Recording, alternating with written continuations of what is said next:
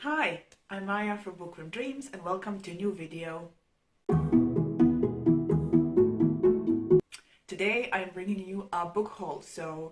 It's November right now, and in November usually there is a book fair in Zagreb called Interliber, in which you can buy a bunch of books. There wasn't one, I think, last year because of the pandemic, so everyone was very excited for this one. And my goal was to go and buy things that I wanted that were reasonably priced. Now, for me, when I buy books, I usually check on Book Depository because their prices are usually much lower. And so all of the books that I have are sort of similar price to the ones on Book Depository. I looked at mostly fantasy and science fiction books, so I got some of each, and I also bought a bunch of picture books for all my friends who have children. So I'll go through the picture books first, and then I'll go through the sci-fi fantasy stuff. All right, so the first picture book I want to show you is called Azura the Blue Dragon. Now this is written by a French author and drawn by a French artist, so I'm not even going to try to pronounce their names because I don't know how to. But yeah, it's about a little dragon who I think gets lost on his way to do something. So that's the first one. Then I have three by Rachel Bright and Jean Fields. The first one is The Whale That Wanted More. You can see the Croatian translation of the title here. So it's about a whale who, I guess, wanted more. You can see by the picture how he has everything around his body. Looks pretty cool. And next I have, what was it? A Way Home for the Wolf. I guess about a wolf who gets lost. Look how cute he is. The first thing my sister said when she saw this one was, oh, look how cute he is. Yeah, so that's the one. And the last one by Rachel Bright and Jim Field is The Koala That Could, или Who Could. Yeah, about a little koala that goes around and does stuff. I really like the art. It's really cool. So we have to wait a couple of years because all the children we know are like under 4. But oh, look, poor koala got up a tree and can't get down. But yeah, it's very cool. But we use this fair to buy a bunch of picture books and stuff, so that we can have presents ready when birthdays come along and stuff. Now, one thing I bought for myself, which is not book related at all, is this thing. So this is, I'm not trying to blind you with it. So this is basically 1,000 dinosaur stickers. So I'm a huge fan of dinosaurs and of everything and anything Jurassic Park and World and whatever.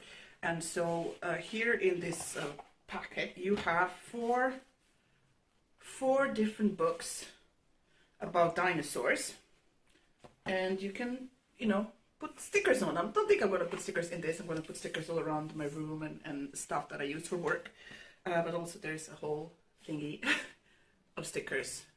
This is so cool and a little different. They're not all the same. So here there's lots of sharky ones, I guess. Well, because sharks came from the time of the dinosaurs. So yeah, really cool. And now let's go to the books that I bought for myself. So there are a bunch. So let's start with the science fiction one. So the first one I got was the Project Hail Mary by Andy Weir. This is a book I read, oh my god, when did I read this? In like September, I think. I listened to the audiobook, which is amazing. But yeah, I have every Andy Weir book, so I was specifically looking for this one because I do like the cover and it's really cool. So in this book we follow a lone astronaut, an impossible mission, and an ally that he could never imagine. So basically we follow an astronaut who wakes up on a ship, and he doesn't remember who he is and what his job is, but as we go through the book we find out that he is sent on this Hail Mary project to somehow save planet Earth from something, and on the way stuff happens. It is really good. Definitely more similar to The Martian than Artemis Project, but I am a big fan of Andy Weir and all of his books, so I'm really glad that I got this. So I bought the next one because of peer pressure, basically. So I bought Dune by Frank Herbert. Now everyone on BookTube right now is reading the book or already has read the book, so they can watch the movie and compare the two.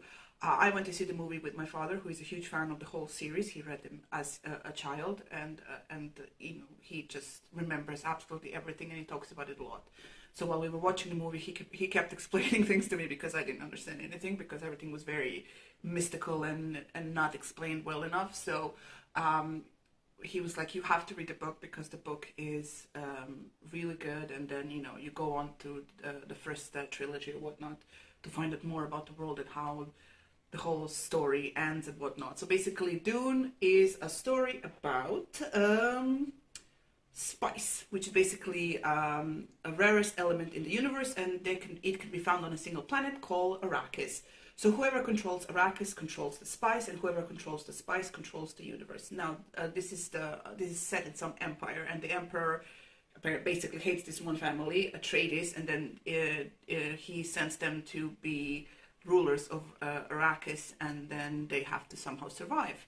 And then stuff happens. If you've seen the movie, you know what happens. If you've read the book, you obviously know what happens. But yeah, everybody kept telling me, my father, my brother, my cousin, everyone, like, I have to read the book. And I watched a couple of people read the book, hate it. And I know I'm not going to like it. I know that the characterization and everything, like, this was written in 65, so that's not going to gel with my 21st century sensibilities. But I do also have the audiobook, which it has a whole cast, which should make this reading experience very interesting. But yeah, I got this one. I also enjoyed the cover. The cover is pretty cool. But yeah, at one point going to read this.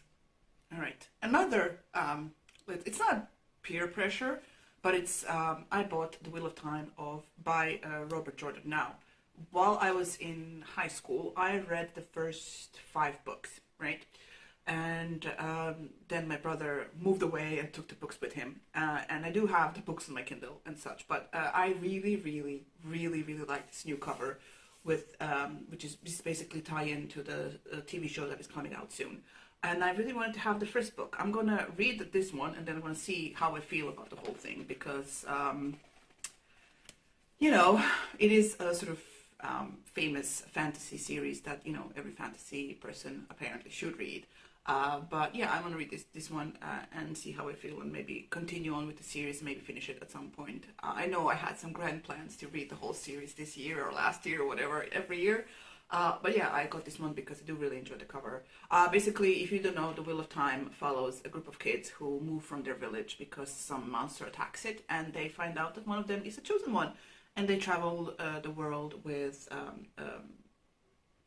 sorceress. She's just like a nun thing with powers, and you know, they try to survive and bring down the evil one. Also, this is also like a 15-book series, I think, 14th, and the last 2 or 3 were written, co-written by Brandon Sanderson, because the author died before finishing the book. Ooh, look, there's like a author. What is it? Autograph. It was signed by the author. That's what I wanted to say.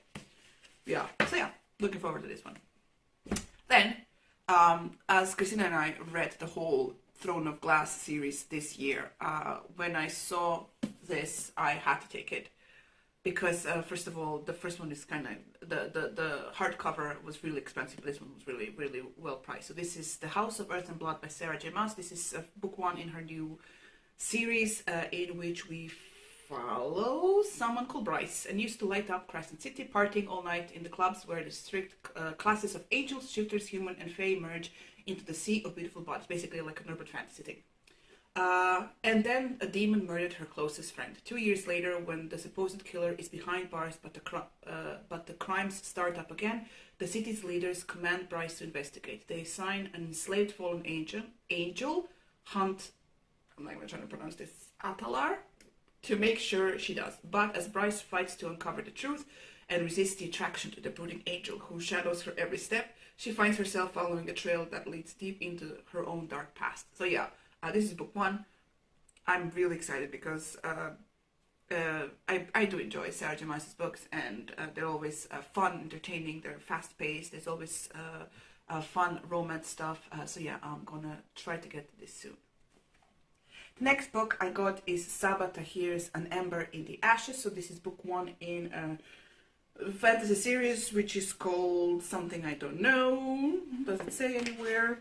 You know, you should check these things before you actually do these videos. But basically, this is book 1 in a very popular fantasy series, which I think ended this year, or the fourth one came out. I'm not entirely sure. So basically, this is a book about, I want to say Elia, I'm probably mispronouncing that. She is a slave, Elias is a soldier, neither is free. So under the martial empire, defiance is met with death. Elia and her family do not challenge the empire. They've seen what happens to those who do. But when Lia's brother is arrested for treason, she's forced to make a decision. In exchange for help from rebels who promise to rescue her brother, she will risk her life to spy for them from within the Empire's greatest military academy. There, Elia meets Elias, the school's finest soldier, and secretly its most unwilling. He and Lia will soon realize that their destinies are intertwined and that their choices will change the fate of the Empire itself. So yeah, this has been on my TBR for a really long time, and there has been like a read along recently, I think, in preparation for the fourth book coming out. But yeah, I really want to read this, and I'm looking forward to getting to it sometime soon. So I'm going to show you now my Brando Sando collection. Now, I have read all of these books except for one of them. And the reason I picked him up, because it was kind of, I read them and I did have like a vague plan of reading them soon. Not soon, but at some point, rereading them so I can get to the latest book in the series. But I read them with the help of my brother's books, because I got this, first I got them from my brother because he's a huge fantasy reader, like for many Christmases and birthdays and stuff. So he kept collecting them, but then he moved away and took the books with him. And whenever I was thinking about reading it, I like to, in big fantasy books, I like to put tabs so I know like when important parts happen, when fun stuff happens and so on. So I got the Stormlight Archive. I got The Way of Kings, Book 1, Book 2, then Words Radiance, Book 1, Words of Radiance, Book 2. I love these British paperbacks. Then Oathbringer, Book 1, Oathbringer, Book 2. And the one that I didn't have and didn't read, Rhythm of War, which is great about these is that, does it go like this? Hold on, let me see. Right, it goes like this. So, like so. Everything is connected like so. So yeah, I got them. They were very reasonably priced, and I'm just, look, now I have everything to read again if I want to at some point. I'll have to read this because I haven't read Rhythm of War yet. But yeah, I'm looking forward to it, and it's gonna be so cool. Alright, so that was my book haul. I mean, if you have some thoughts to share, please do down in the comments. Like this video, subscribe to our channel if you want to. There are some important links down below in the description box. You can check them out. Thank you so much for watching, and I'll see you in the next video. Bye!